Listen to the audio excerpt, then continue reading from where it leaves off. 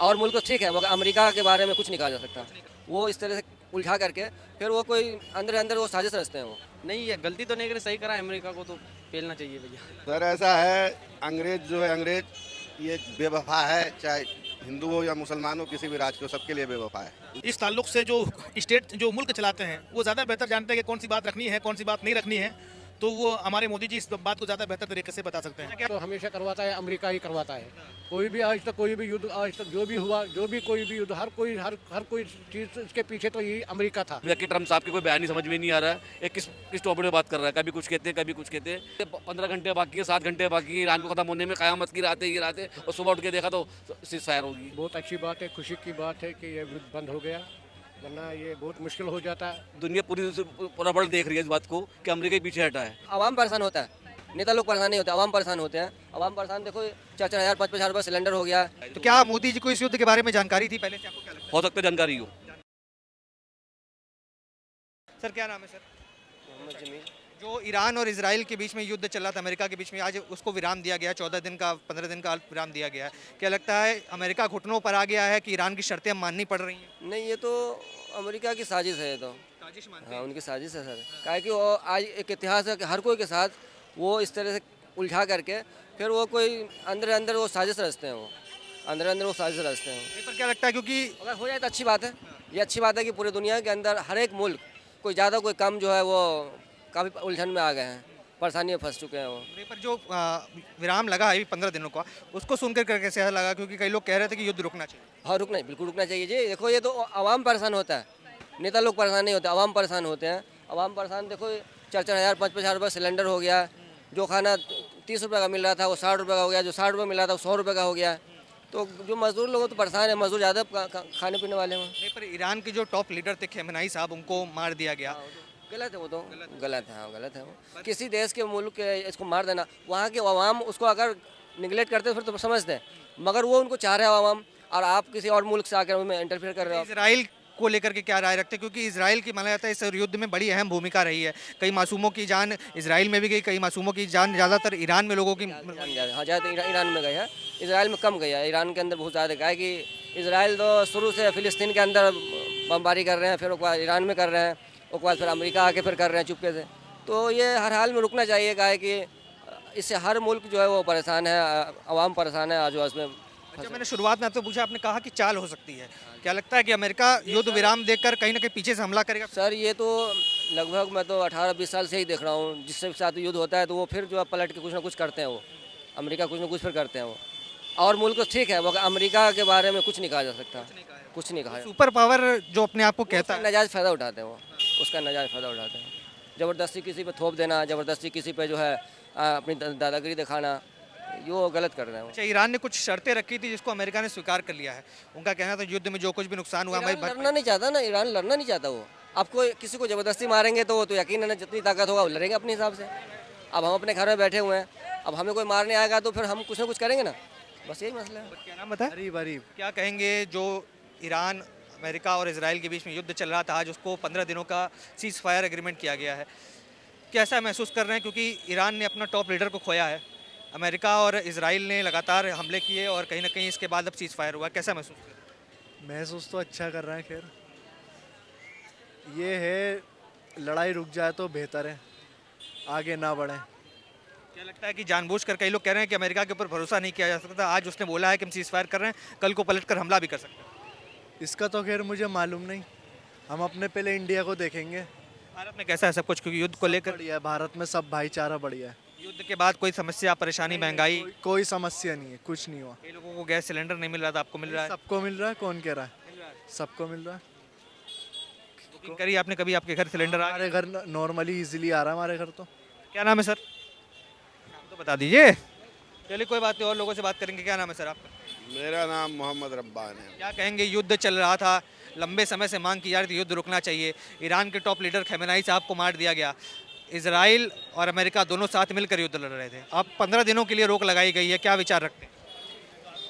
Sir ऐसा है, अंग्रेज जो है अंग्रेज ये बेवफा है, चाहे हिंदू हो या मुसलमान हो, किसी भी राज के हो, सबके लिए बेवफा है। उनकी बात न सुने कहीं का कोई भी पब्लिक, क्योंकि तो इसमें कुछ दलाल है इधर उधर को लड़वा के लोगों को मारना चाह रहा है। दलाल का काम है दलाली करके पेट भरना। युद्ध विराम हुआ है आज, कैसा महसूस कर रहे हैं? ईरान के अंदर कहीं ना कहीं खुशी का माहौल है, उनको लगता है हमारी जीत हुई है क्योंकि अमेरिका ने हमारी शर्तें मानी हैं। कैसा लग रहा है? सबसे बड़ी बात यह है कि इस युद्ध के ज़रिए से पूरे दुनिया में मतलब हाहाकारी, लेकिन ये जो युद्ध विराम हुआ इससे हमें बहुत खुशी है, इत्मीनान है।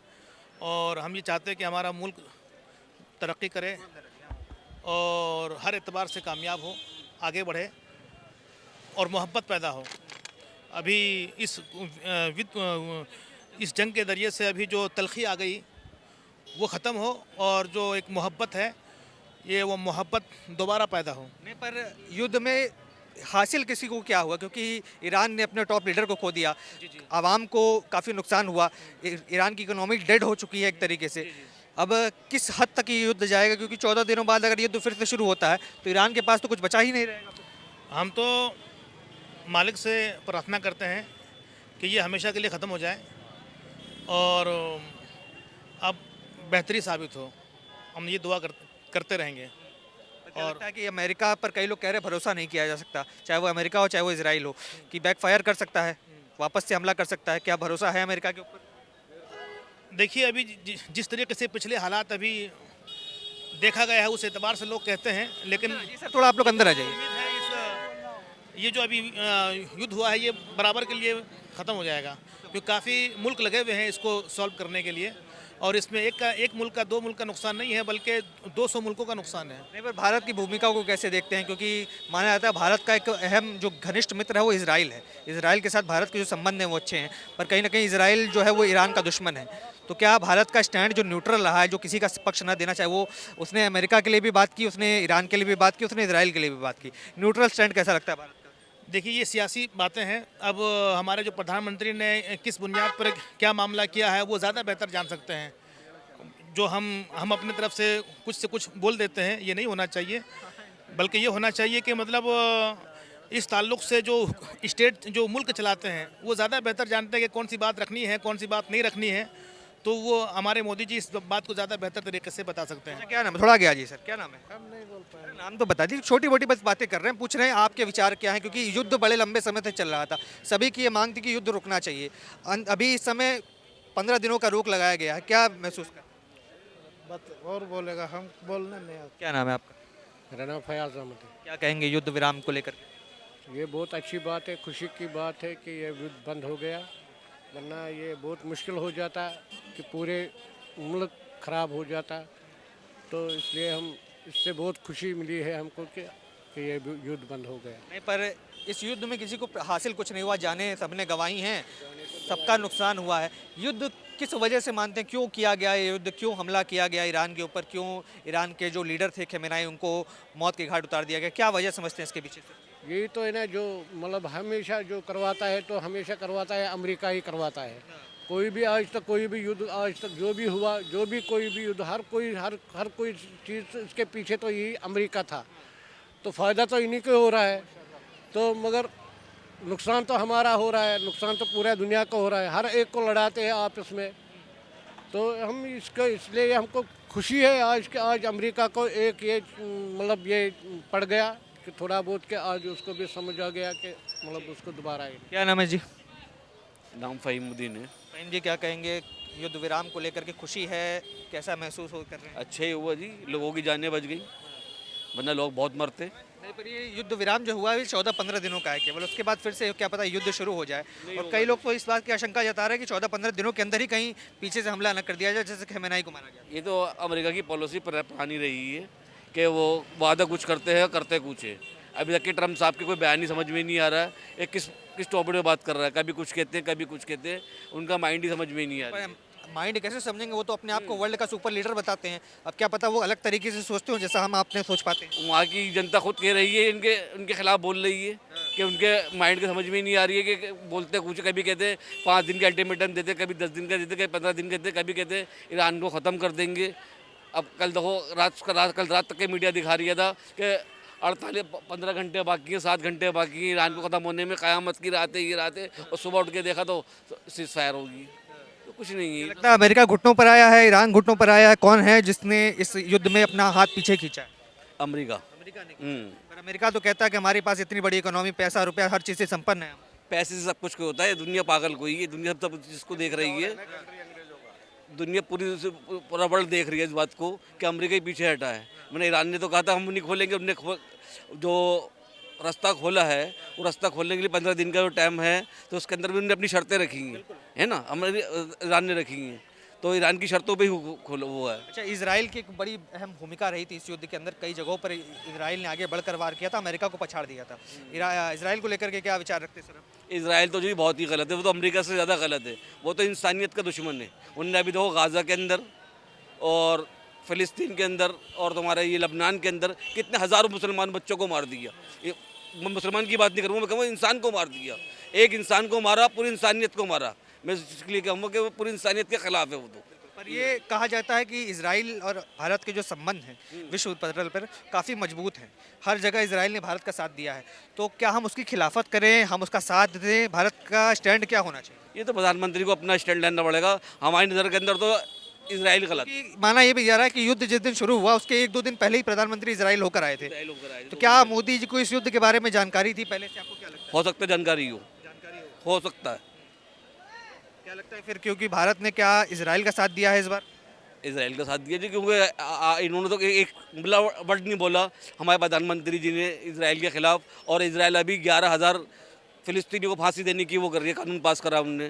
ये इंसानियत के खिलाफ हो रही है, कम तो इस पर तो बोलना चाहिए, इस पर तो इंसानियत के खिलाफ बोलना चाहिए। वैसे हम कहते हैं हम कि वैसा समर्थन करते हैं, मगर इस बात के तो खिलाफ होना चाहिए कि 11,000 इंसानों को जो फांसी दे रहा हो आप, ये तो गलत कर रहा हो ना। गलत मानते हैं हो रहा है। क्या नाम है भाई? मोहम्मद नूर अली। क्या कहेंगे, युद्ध विराम हुआ है, अच्छा लग रहा है? बहुत अच्छा लग रहा है भाई। कौन झुका, कौन हारा, किसने मार खाई इस युद्ध में? हाँ बहुत अमेरिका ने तो बहुत मार खाया भैया। हाँ पर क्या लगता है, अमेरिका के पे भरोसा है कि अगर युद्ध विराम बोला है तो वाकई में रुक जाएगा या पीछे से हमला कर सकता है? क्या पता भैया, कुछ भी हो सकता है, इतना तो। पर ईरान के जो सुप्रीम लीडर थे उनको मार दिया गया, अली खamenei को। क्या ईरान ने इस युद्ध में अपना हाथ डालकर गलती तो नहीं कर दी? क्योंकि सब कुछ खोया ईरान ने, आवाम से लेकर अपने नेता तक। नहीं, ये गलती तो नहीं करी, सही करा। अमेरिका को तो पेलना चाहिए भैया।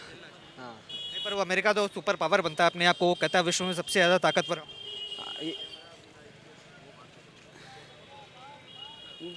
अमेरिका अपने आप को वहाँ ये मानता है ना, तो ईरान छोटा देश था, देख लो क्या कर लिया उसने। अच्छा, इजराइल भी एक छोटा सा देश है, ईरान से भी छोटा देश इजराइल है। इजराइल की भी बड़ी अहम भूमिका मानी जाती है इस युद्ध के अंदर। काफ़ी जगहों पर ईरान के अंदर इजराइल ने हमला किया और बहुत नुकसान पहुंचाया। उसको लेकर के क्या विचार है? अच्छी जो भी है, अच्छा है। अब इतना हम तो कह नहीं सकते, नॉलेज इतना है नहीं हमें। क्या नाम है भाई आपका? समझ समन। क्या कहेंगे, युद्ध विराम हुआ है, उसको लेकर के क्या विचार रखते हैं? भाई हम क्या बोल सकते हैं इसमें? जो चल रहा, जो दिख रहा है आपको गलत दिख रहा है। इसराइल जो है ये जैसा फ़लस्तीन के ऊपर कैसे कर रहा है अत्याचार, इसके खिलाफ तो देखो हमारी सरकार को वो लेना चाहिए एक्शन। इसराइल के खिलाफ एक्शन लेना चाहिए। पर इसराइल से लोग कहते हैं भारत के पहले कि देखो हमारे जो इसराइल था, भारत को कितना साथ दिया आपने देखो भी होगा पहले कि आप हिस्ट्री चेक कर लेना। तो क्या लगता है कि युद्ध में फ़ायदा किसका हुआ, किसका नुकसान ज़्यादा हुआ?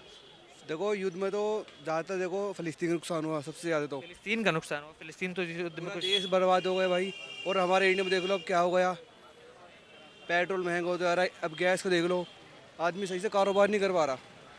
कौन ब्लैक से ले 3,000 रुपये, आदमी मजदूर आदमी क्या करता है, कुछ नहीं कर पा रहा। देखिए, ये तमाम लोगों की बातें हैं। कुछ युवा हैं, कुछ बुजुर्ग हैं। तबकी एकमत होकर ये राय है कि जो कुछ भी ईरान, इजराइल और अमेरिका की युद्ध के बीच में हुआ है, कहीं ना कहीं इससे पूरे विश्व को हानि हुई है। और जो सीज़ फायर हुआ है, कहीं ना कहीं अमेरिका अपने घुटनों पर आया है, ईरान की शर्तें मानी हैं और कहीं ना कहीं ये विश्व में एक शांति का संदेश जाएगा, एक ताकत का संदेश जाएगा कि एक छोटा सा देश ने एक अपने आप को विश्व गुरु कहने वाले देश को घुटनों पर लाया है। पर आपके क्या विचार हैं, कमेंट सेक्शन में लिख डालिए और तमाम ऐसी खबरों के लिए TNN वर्ल्ड को सब्सक्राइब करें। धन्यवाद।